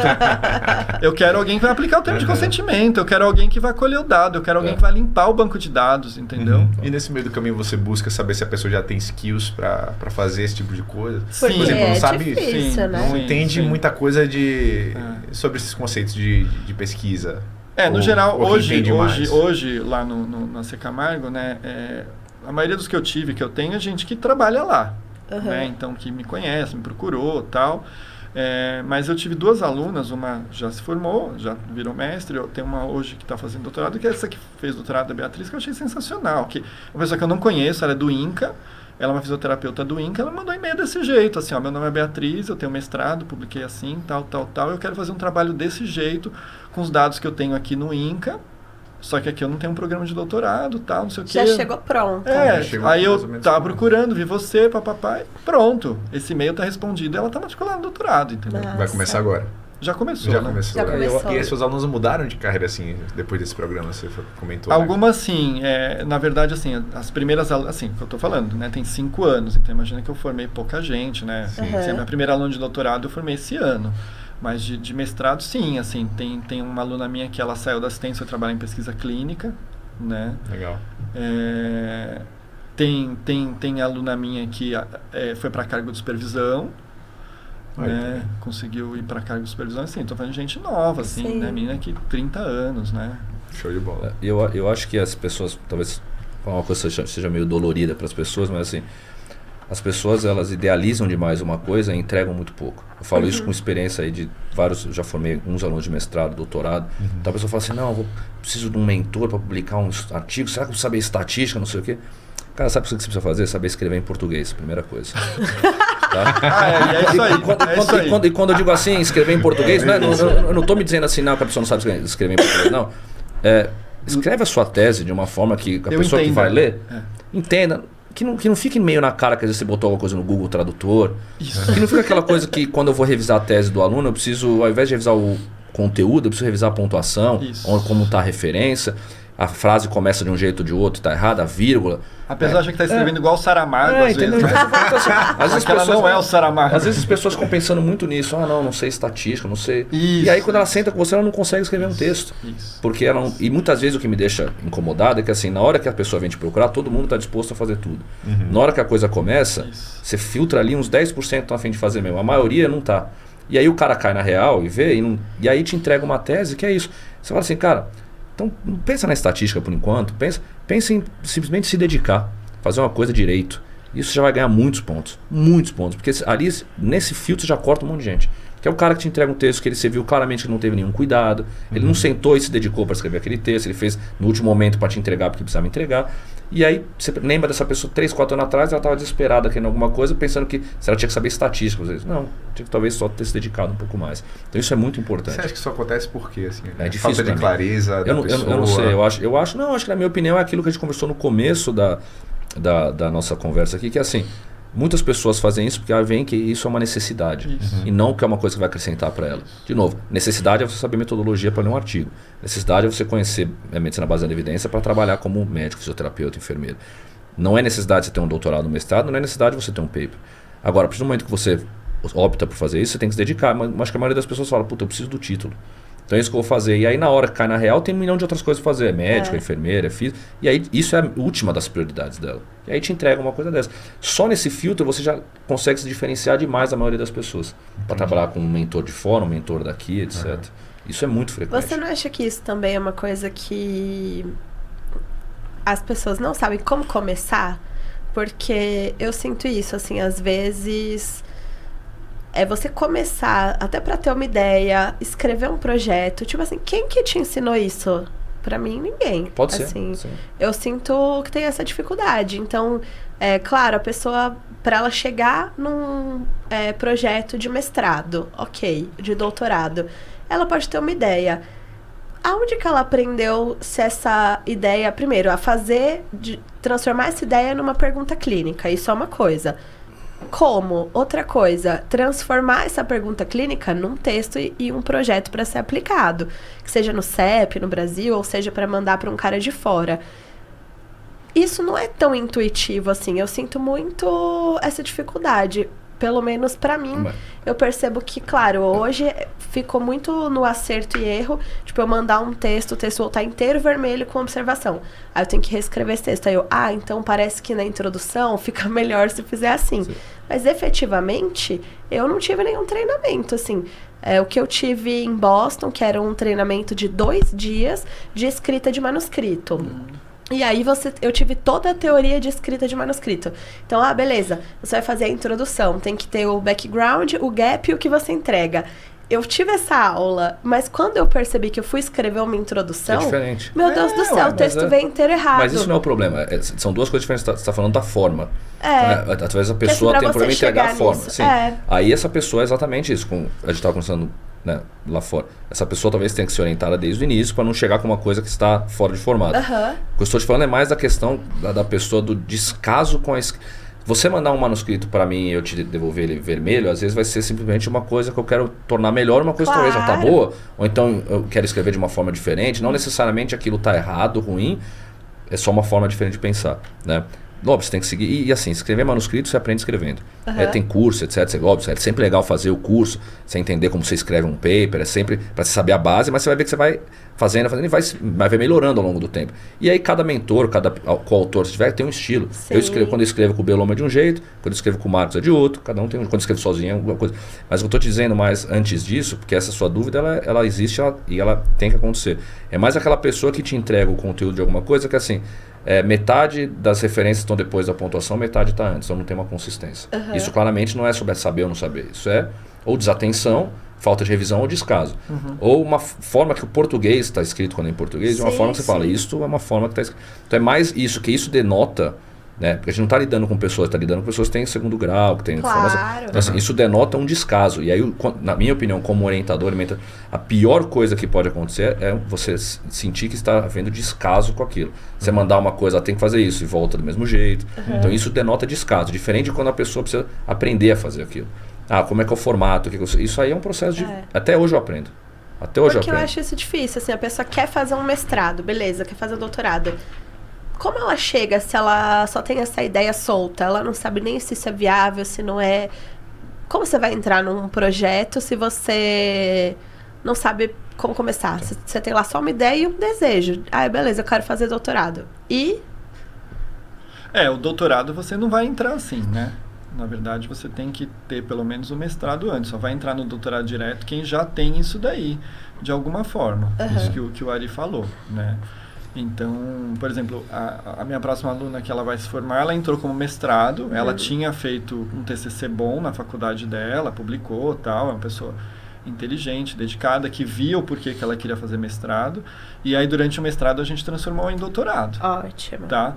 Mas doutorado direto não dá. Isso às vezes tem gente me procurando, sempre que eu quero fazer doutorado, né? Principalmente médico, né? Que teria teoricamente uma facilidade. Direto também. É possível, só que a pessoa tem que ter um background aí, tem que ter um know-how já, né? Agora sim, de novo, igual você sempre responde no intensivista, né? O Google tá aí. A pessoa pode jogar lá no Google e vai ter uma aulinha no YouTube, vai ter algum blog que vai te falar alguma coisa, porque assim, você foi lá no curso de escrita científica e aprendeu que a introdução é isso, é background, gap e o que eu vou entregar. Como você vai escrever, aí é só você escrevendo. Difícil. É difícil. É tipo... Sei lá, você resolve que você vai começar a fazer um esporte, você vê o vídeo, você lê um livro e tal, só que você só vai saber fazer aquele esporte na hora que você começar a praticar, né? E tá tudo bem. Aí vai vir tudo vermelho, mas pelo menos veio o background, gap e o que eu vou entregar. Sim. Né, e eu acho também, assim, pelo menos sentindo isso na pele, assim, no meu processo, que tem essa construção. Você sai, igual você falou, eu tô procurando alguém que vai limpar meu banco de dados, que vai aplicar o TCLE. E eu comecei por aí, coletando dado, e era à mão, nem tinha computador. Então, assim, quando eu comecei na iniciação, foi desse jeito. Ficava lá horas coletando esse dado. E isso, você vai construindo, né, um tijolinho. E aí, eu acho que entra também isso que o Ari falou da prioridade. É difícil você priorizar isso na sua vida. Sim. Principalmente, eu percebo assim, a minha vida, eu tô com o prato super cheio. putz, você falar, agora eu vou parar que eu tenho aula para dar, eu tenho coisa para fazer, eu tava no plantão, eu vou priorizar isso. Você tem que estar com essa vontade de realmente fazer, cara, eu quero que isso aconteça. Eu vou parar talvez aí 2 anos da minha vida, vou diminuir a quantidade de coisa que eu tô fazendo pra ter esse texto publicado, pra ter o doutorado. Eu acho que talvez isso precisa ter, sim, você ter vontade de fazer e também aproveitar o processo para aprender muito do que só ter o título. Porque se o título... uma vez até você falou isso comigo, tipo, você quer mesmo fazer isso? Porque eu tava com a vida, com tanta coisa acontecendo. Eu falei, nossa, será que eu quero? Porque não tá sendo minha prioridade. Isso. E não tem problema. Assim, a prioridade, isso que eu falo para as pessoas. Primeira coisa, as pessoas precisam primeiro entender quais são as prioridades. Sim. E segundo, baixar as expectativas. Não adianta você achar que um aluno que você vai fazer um mestrado ou um doutorado, com raríssimas exceções, você vai fazer um RCT legal. Não vai. Talvez você faça alguma coisa, pode ser. E não é porque você não fez isso que isso é pior. Sim. De novo, o processo de pós-graduação, na minha opinião, é para você aprender a se tornar um pesquisador, etc. Então, você não vai criar, não, quero fazer um RCT de 1000 doentes no mestrado, no doutorado. Você não vai fazer. Não dá nem tempo, você não vai conseguir fazer. Entendeu? Então, assim, baixa a expectativa, entenda, eu quero fazer o doutorado, então vamos tirar o proveito disso para fazer um estudo que eu vou aprender. Né? O Paulo falou excelente. Tem iniciativa. De novo, você só vai ter iniciativa se aquilo for a sua prioridade. Eu estou passando por isso. Todo mundo passa por isso. Eu estou passando por isso na Austrália também. Estou fazendo uma determinada coisa, ela que não é minha prioridade, eu não tenho iniciativa. Então, assim, a gente precisa se respeitar também em determinados momentos. Falar assim, minha prioridade não é fazer pesquisa nesse momento. E pode ser um outro momento da vida. E aí depois você vai lá e vai tentar de novo. Porque como é que eu aprendi Redcap? Então, eu faço Redcap, eu aprendi Redcap. Quando eu parei, fiquei vendo vídeos de Redcap. Eu fiz o curso que você me mandou. Fiz um curso na USP de Redcap também, que foi super legal, da CAT, etc. Mas naquele momento era minha prioridade fazer isso. Mas se não é minha prioridade, para que eu vou ficar forçando uma coisa? Porque aí, se você o risco de você fazer isso é você desenvolver anticorpos. Né? Porque aí a pessoa pode pensar, essa pessoa é desinteressada, essa pessoa está me enganando, essa pessoa está me sacaneando. E na verdade só aquela pessoa está super enrolada. Já aconteceu com alunos meus. Então vem para mim e fala, é melhor parar, não é minha prioridade. Eu vou ter filho, eu quero ter uma licença maternidade, eu vou ser pai. Não tem problema nenhum. Então, só baixa a expectativa, entenda o que dá para fazer. E segundo, entenda qual é a sua prioridade. Também entendendo que às vezes você não vai conseguir parar, a gente que é médico, não, eu vou parar de ser médico e fazer um doutorado. Sim. Você não vai parar. Então, assim, você tem que também conseguir balancear isso. Né? Eu, quando comecei a fazer as pesquisas, eu estava na residência, fazia na noite. Acabava ali 5, 7 horas, dependendo do tal de plantão ou não. Eu saía, trabalhava à noite. Ia lá, sentava no meu computador à noite, trabalhava. Então, você também tem que dedicar um pouco a mais se você quer ter algo a mais. Sim. Mas tem que só se respeitar também. Renuncia a uma outra parte, né? Não dá para renunciar ao trabalho. É isso que o Ari falou, eu acho que é muito importante para médico, né? Acho que médico tem que ter muito claro por que ele quer fazer mestrado, doutorado ou qualquer coisa, entendeu? Porque cai naquilo, assim, o que vai acrescentar para a carreira? Né? Na sua carreira assistencial, para você atender paciente e tal, vai acrescentar muito pouco. Né? Se é que acrescenta. Sim. E assim, e se você assumir o compromisso, você tem que se disponibilizar. E terceiro ponto, assim, que eu acho que é muito importante com o médico. O médico também chega querendo pegar o bonde andando e sentar na janelinha. Só que assim, se você vai fazer o processo, você vai limpar banco de dados, você vai aplicar termo de consentimento, você vai colher dado no Redcap, entendeu? Porque normalmente é isso, não, tipo, eu sou médico, já tenho equipe de pesquisa, eu cheguei aqui só para fazer a parte que a gente acha legal. Só que, assim... Eu quero revisar o paper, Sandra. Isso. Gente, se enxerga. É isso aí mesmo. Eu vou aproveitar que vocês falaram isso, principalmente assim, para você. Hoje, acho que em número, né, de publicação, você é o maior da terapia intensiva brasileira, né? Não sei se é isso. Eu sou stalker, posso te garantir. Não só sua, como de todas as pessoas que possam estar na concorrência ali. Eu sou ela sabe, é o maior. Você tá falando, tá bom. Você é o maior do Brasil em número de papers. E Google ela entende também, né? Eu entendo de Google e de PubMed, que eu sou obcecada e eu sou uma boa stalker. Então eu queria te perguntar, assim, diversas pessoas tentam fazer pesquisa no Brasil sem sucesso. Quando eu digo sem sucesso, porque às vezes a pessoa não consegue transpassar barreiras básicas, assim, tipo ter um mentor, entrar num grupo, começar a fazer. E outras que eu percebo, isso colocando também a minha definição de sucesso, que é completamente louca, como vocês todos sabem que me seguem, o meu nível é elevado. A pessoa fala, beleza, eu tô nesse grupo de pesquisa. A pessoa ganha dinheiro para ser pesquisador. E a publicação dela é 2 papers por ano. Gente, qual, assim, o seu diferencial para ter essa produtividade monstruosa. Eu acho assim, primeira coisa que é importante é que assim, eu acho que a quantidade não é tudo. E eu falo isso porque é uma coisa que eu tenho pensado muito. Não, eu acho assim, eu acho que é porque talvez as pessoas possam pensar e ter uma ideia assim, não, eu quero começar a fazer, eu quero publicar um monte de paper, porque isso vai me tornar importante. Não necessariamente, tem pessoas que têm 2 papers, são mais importantes de todo mundo. Né? Grandes físicos, etc. Tá. 1, 2 papers da vida deles. Então a primeira coisa é isso. Não é a realidade muito da medicina, porque a gente acaba tendo linhas de pesquisa, etc. Mas só para deixar claro que assim, para as pessoas não entrarem pensando, não, eu quero publicar 50 papers por ano e isso vai mudar a minha vida. Não. Isso vai acontecer no momento que você entrar na roda. Você entra na roda, isso acontece. Mas ainda assim eu tenho meus projetos. Eu hoje vejo todos os projetos que eu publico, eu leio. Tem muitas pessoas que nem leem, né? Eu leio, eu sei, eu faço parte. Mas tem aqueles projetos que são os meus xodós, são os mais importantes. Então, só para dizer que eu acho que o número não é o mais importante, o número é uma consequência do trabalho. Assim, é o que a gente discutiu até agora. O que mudou para mim isso foi quando eu consegui entrar num grupo de pesquisa estabelecido. Né? Foi quando eu consegui isso com o Marcos, foi quando mudou, e depois quando eu fui para a Austrália. Por quê? Porque quando você entra num grupo estabelecido, da forma que a gente discutiu até aqui, procure um mentor, se dedique, trabalhe desde o início, comece a fazer. Você começa a entrar nessa roda e essa roda ela não para. Você não vai publicar 200, 300 papers sozinho. Sim. Você não vai publicar isso fora de um grupo de pesquisa forte, fora de colaborações internacionais. Publica com um, publica com outro. Porque quando você entra nessa roda, a coisa acaba sendo... Você vai tendo aluno, você vai tendo... Na época que você está fazendo doutorado, você tem colegas que fazem doutorado junto com vocês, vocês ajudam, e aí cada um, você entra no paper de um, entra no paper do outro, e você vai tendo acesso a bancos de dados que te permitem fazer análises secundárias, etc. Você vai tendo acesso a fomentos, e aí você entra na roda da ciência, que é uma roda problemática, que eu acho que ela está melhorando, mas ainda precisa melhorar muito, que é a roda do que é para você produzir, para você conseguir produzir, você precisa produzir. Então assim, como é que você consegue um grant para te financiar? Você precisa produzir. Só que se você não tem um grant, você não produz. Sim. Então essa é uma roda meio louca, e isso assim, isso acontece na Austrália. Eu estou envolvido em diversos grants lá, por quê? Porque meu track record é forte. Isso é a minha realidade. Mas por quê? Você é especialista no tópico? Tem tópicos que eu não sou especialista. Mas é interessante ter meu currículo lá, porque vai falar que eu tenho não sei quantos papers, que você procura lá nos especialistas, eu estou dentro de não sei o quê, que eu publiquei não sei quanto. É interessante. Então, é uma roda que gira, que muitas vezes não é bonita, mas ela gira assim. Né? E não dá para mudar por enquanto. Então, eu acho que a dica é, tente desde o início entrar em um grupo, ou ter um mentor que consiga viabilizar isso para você. Viabilizar alta produtividade. E não precisa ser 50, 60, pode ser 3, pode ser 4, mas assim, com constância, perene, de uma forma que você vai aprendendo e vai melhorando, que isso vai te abrindo portas, você vai conseguindo fazer conexões, colaborações, e aí uma vez que você está num grupo desse, você vai ter acesso a coisas que aí você vai conseguir fazer. Se eu quiser fazer uma pesquisa hoje, eu consigo falar, tem aquele banco de dados, vamos fazer uma pergunta, pegar um aluno, fazer uma pergunta, desenhar um plano, pegar o banco de dados e fazer. Então, eu acho que, e aí eu acho que isso é o mais importante.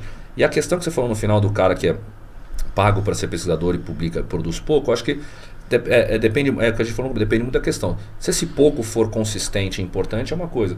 Se esse pouco for de pouca relevância... se for 2 New England, First Shelter... Porque é isso que as pessoas precisam entender. Por exemplo, o New England, o JAMA, leva tempo. Né? Leva tempo, não tem jeito. Né? Hoje a Intensive Care leva tempo. É um jornal forte. Então, assim, você não vai publicar 50 New Englands, né, no ano. Você vai publicar coisas menores. Mas o importante é você sempre ter um objetivo a fazer o trabalho. Na Austrália a gente tem muito isso, programa de pesquisa. Tudo é um programa. Então, assim, meu programa de pesquisa que está fazendo agora em metabólico, as doses de metabólico e bicarbonato. Então, é um programa. Eu nunca vou conseguir um grant se eu chegar para o cara e falar assim. E o grant é um paralelo legal com o mentor. Eu escrevi lá para o financiador lá, que a gente conseguiu um grant de 2,5 milhões. Assim, quero fazer uns trabalhos de bicarbonato de sódio, blá, blá, blá. E você escreve lá, o cara vai falar, é isso que você tem? O que mais você pode me oferecer? Cadê? Você tem uma revisão sistemática do tópico, você tem um estudo observacional mostrando o que é feito, você tem um piloto, você tem alguma coisa?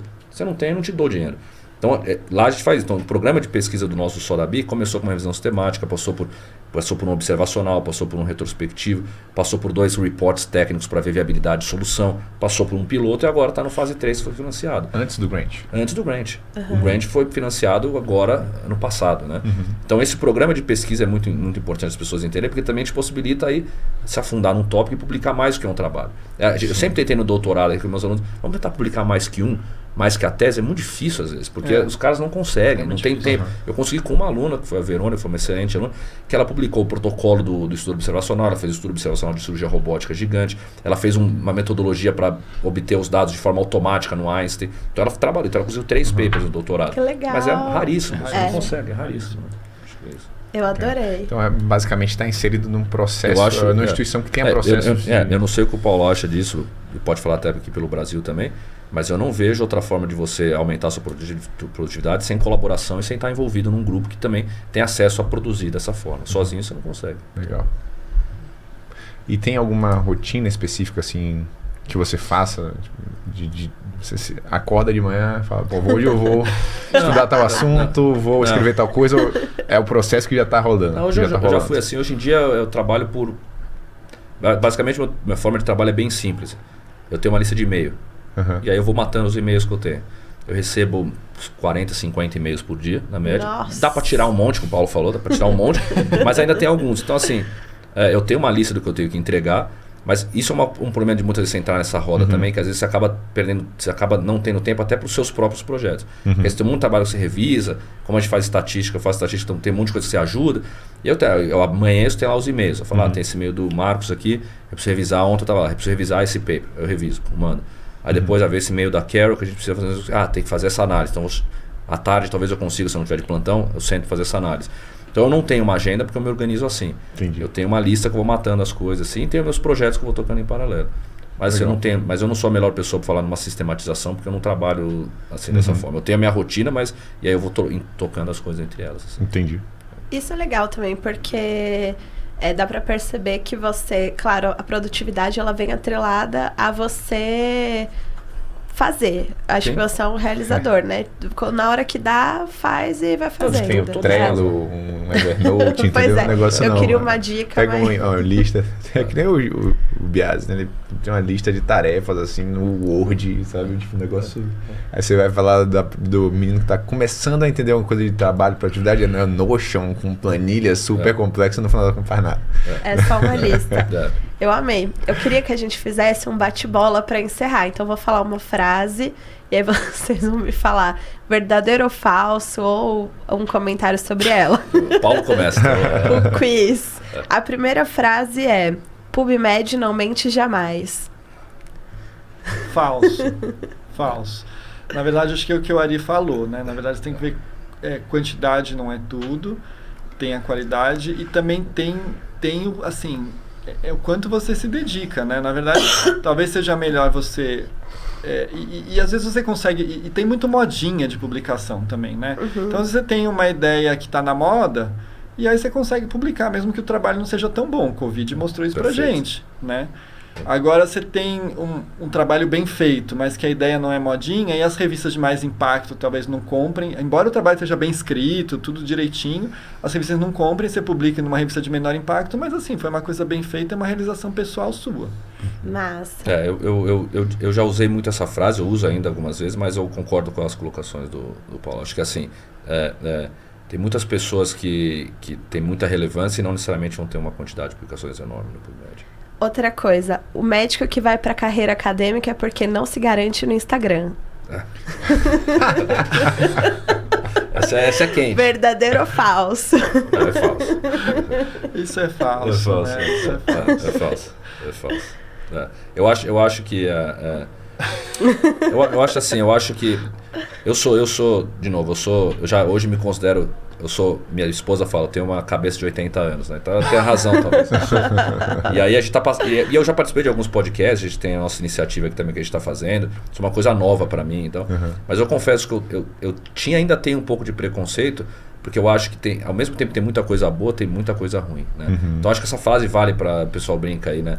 Mas tem muita coisa, eu acho que tem muita coisa ruim, mas você tem que saber filtrar o que tem de bom. E tem coisas boas. Eu hoje, por exemplo, quando eu estou trabalhando e estou com meu fone de ouvido, eu passo o dia no YouTube e tem muita coisa boa. Aprendo muita coisa, né? Ouço muito podcast legal e tem muita bobagem também. É igual no Instagram, tem um médico que está te vendendo um monte de mentira, o curso de mentira, mas tem coisa boa também. Tem coisa boa. A internet é uma potencializadora, adaptar, né? Ela potencializa ali. Então, se a coisa é ruim, ela vai potencializar o que é ruim, mas também pode potencializar muito o que é bom. Democratizou também, assim, porque daí cada um vai dar seu match, entendeu? Tipo, o picareta vai achar quem quer um picareta, aquela pessoa que quer emagrecer tomando soro, descobrir quais são seus alimentos que são inflamatórios pro seu corpo, beleza.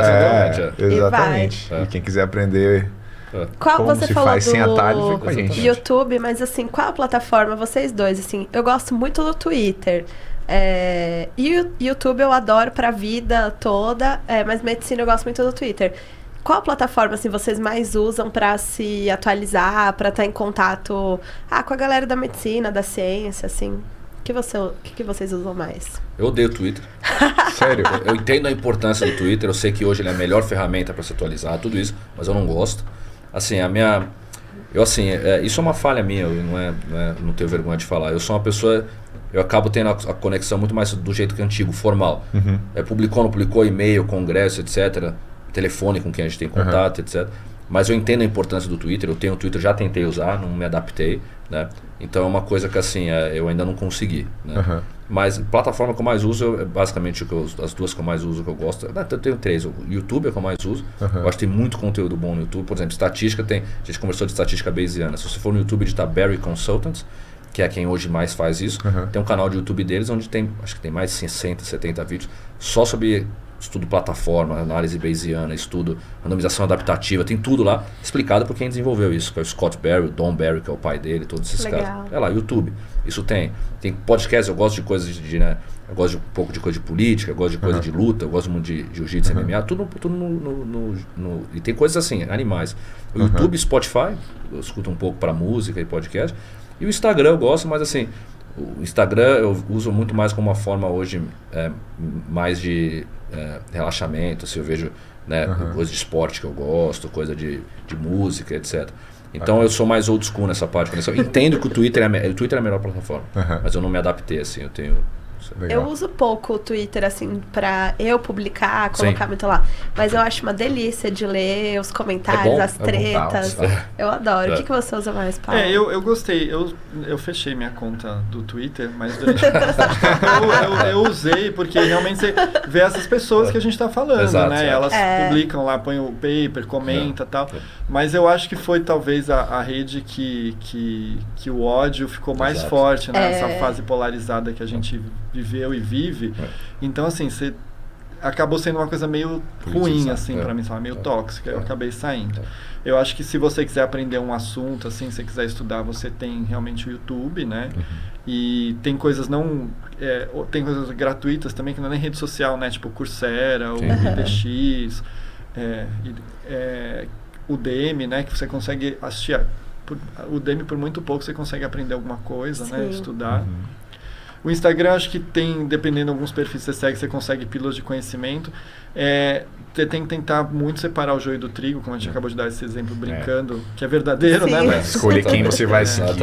Eu acho que é por aí, né? E assim, para você se atualizar, na verdade, você pode cadastrar seu e-mail, né, em revistas e tal. E tem uma coisa interessante fora, que aqui no Brasil não tem, que são instituições, sites, sei lá, que fazem tipo uma síntese de evidência, né, síntese dos artigos, e que isso vem já de um jeito bem feito, né? Então, tipo, o pessoal lá do Canadá, McMaster, né, tem o Dynamed, o do British Medical Journal tem isso também, então vem no seu e-mail, né? Já vem mais mastigado. Vocês, pegando esse gancho das rotinas, eu gosto de rotina, né? Gosto. Pensando em se atualizar, né, da sua prática, ler coisas sobre medicina intensiva, você tem uma rotina ou não? Não, verdade. Todo dia de manhã eu acordo, tomo meu café, abro o ICM, chama e vou lendo. Que assim, para mudar a sua prática, elas vão sair, as coisas vão sair em revistas gerais de alto impacto, JAMA, New England, Lancet. Então assim, eu recebo esses 3 por e-mail que saiu na semana deles, né? E aí, se tiver alguma coisa que me interessa, eu vou pegar e vou ler, né? As revistas, aí você desce um nível abaixo, né? Assim, tipo, você fez para Intensive Care mesmo, Critical Care Medicine, vai ser legal para você estar vendo o que as pessoas estão estudando, mas normalmente são estudos geradores de pós. É como o Ari falou, né? Eles estão lá estudando bicarbonato de acidose metabólica.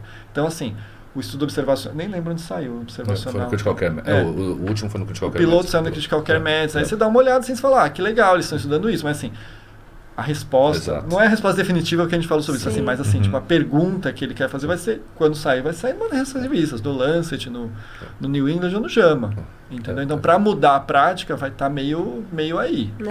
Eu já tive uma época que eu fazia assim, eu quero ler um paper por dia, mas é isso, quando você vai entrando na loucura de para quem a gente está falando de pesquisadores, começa a fazer pesquisa, etc. Você tem tempo, mas aí você fala assim, às vezes, pô, quero ler um livro que não é de medicina. Aí ao invés de ler o artigo, eu vou ler o livro. Mas por quê? Porque o que o Paulo falou, a hora que sair alguma coisa que pode impactar a minha prática, vai chegar em mim. Vai chegar. Porque eu tenho a conexão, eu tenho o e-mail, eu tenho o grupo de WhatsApp, eu tenho não sei o quê. E aí eu vou acabar lendo mais o que faz parte daquela coisa que eu estou estudando no momento. E eu hoje em dia, sendo bem sincero, assim, eu estudo muito mais metodologia estatística do que terapia intensiva, porque é a minha paixão. Então eu estou lendo métodos estatísticos novos, etc. E às vezes eu falo, não, eu estou estudando acidose metabólica, eu tenho que fazer uma aula. Aí eu vou pegar os artigos, aí eu leio, etc. Então é mais assim. E uma coisa do Twitter que eu acho que estou voltando, que eu achava legal, era exatamente isso. Né? Eu, por exemplo, tem alguns perfis que eu gostava muito. Um dos perfis que eu mais gostava era do Po Yang. Né? Eu acho que é um cara que não está lá para causar. Ativo. Ele é ativo, mas ele é um cara que está lá discutindo coisa que é relevante. Ele não está lá para atacar ninguém. Eu meio que me desconectei do Twitter quando a gente publicou isso no Jama, e eu fiz um. E aí muita gente perguntou, eu fiz lá o thread, fiz lá a linha, né? O fio. E aí fiz um fio de 15 explicando, botando dados que nem estavam no paper, etc. E aí você começa a ver um desenvolvimento de discussão que você fala, cara, eu não achava muito saudável. Né? Tipo, o cara falando assim, mas onde já se viu que isso é standard of care? Aí vi um cara falando assim, não, no meu lugar, no meu país é standard of care. Se não é no seu, no meu é. Aí o outro, no meu é também. Aí você começa a entrar numa discussão que não é produtiva. Aí, então, mas eu acho que ainda fica assim aquela é muito briga legal. de quintal, Exato, briga de ego e autopromoção, que é uma coisa que eu odeio. Tempo e drena energia. Exato, que é a autopromoção. Tipo, um puxando o saco do outro para se autopromover. E aí no meio de tudo isso, é o que o Paulo falou, no meio de tudo isso, vinha aparecendo uns negócios que eu não queria seguir. Umas coisas de política. Você fala, cara, mas tá aparecendo aqui no meu feed, mas eu não pedi, não sigo, né? Como é que eu controlo isso? Então deixa mais ou menos isso. Eu vou fazer mais uma pergunta nessa daí do bate-bola. Pesquisa não dá dinheiro. É verdade. O final é o polêmico, o bate-bola é polêmico. É verdade, assim, assim, o Ari ele tem uma experiência lá na Austrália, acho que ele fala melhor sobre isso, assim, a coisa está mais desenvolvida, né? Eu costumo dizer que a gente está pelo menos uns 20 anos atrás do que eles estão vivendo lá. Então, assim, tem como dar dinheiro? Tem, outro dia eu até falei isso, acho que na caixinha do Instagram lá. Tem, mas assim, você trabalhar na assistência dá mais dinheiro. Sim. Exatamente isso. Acho que assim, é parcialmente verdade. Depende do local que você está, depende de quem você é e depende do que você almeja. Exatamente isso. Mesmo na Austrália, que é o melhor, talvez junto com os Estados Unidos, um dos melhores da Europa, você posso falar, você dificilmente vai ganhar como pesquisador o que você ganha como médico. Tanto que todos os pesquisadores lá ainda são médicos. Alguns porque realmente amam, outros porque eles falam abertamente. Porque eu nunca vou ganhar o que eu ganho como médico fazendo pesquisa. Então, para manter minha família, não sei o que, eu faço a medicina. É mais seguro, é mais tranquilo, é mais estável, não depende de grant e paga mais. Então, se você pensar por esse ponto, me dá dinheiro.